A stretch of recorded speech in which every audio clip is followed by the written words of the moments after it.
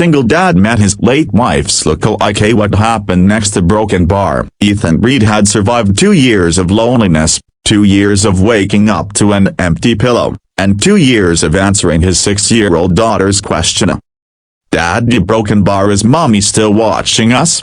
He always said yes, even though he wasn't sure anymore. Tonight was supposed to be his first step forward, a blind date his sister had practically forced him into. "Just meet her. You don't have to marry her," she teased. But when Ethan walked into the café copyright a broken bar, he froze. Sitting by the window was a woman who looked so much like his late wife, Claire, that the world seemed to tilt. Same soft brown hair, same gentle eyes, same way of tucking a strand behind her ear when she felt nervous. His heart forgot how to beat. Her name was Lena, and she looked up and smiled.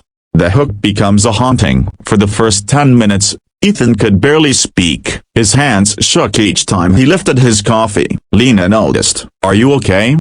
she asked softly. "You just, the broken bar remind me of someone," he admitted, but the truth was deeper. He wasn't reminded. He felt transported back to late-night cuddles, shared jokes, Claire's laughter on summer mornings, back to everything he lost.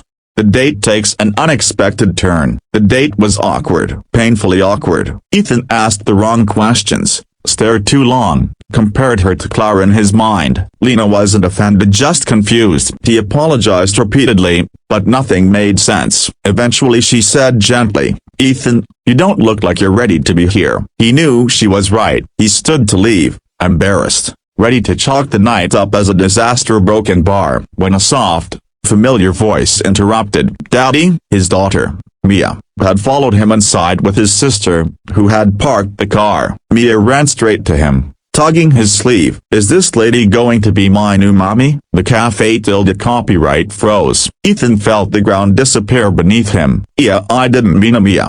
Honey, a broken bar," he stuttered. "But Lena, a broken bar." She knelt down, met Mia's eyes, and said something Ethan never expected.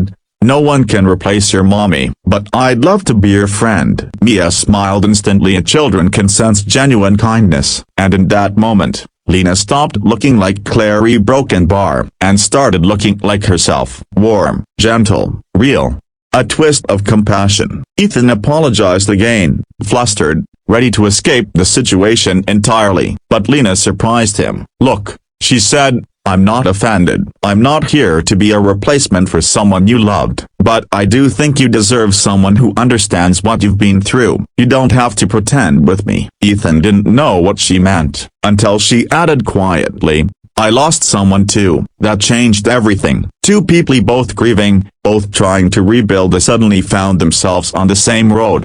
The emotional climax. The three of them ended up sitting together, sharing muffins Mia picked, laughing at her silly jokes. Ethan watched them, something uncoiling in his chest, something he hadn't felt in years. Hope. Later, as Lena stood to leave, she handed Ethan a folded napkin with her number. "You don't have to call," she said with a small smile. "But if you ever want to talk a broken bar about anything, a broken bar, I understand." She didn't push. She didn't expect.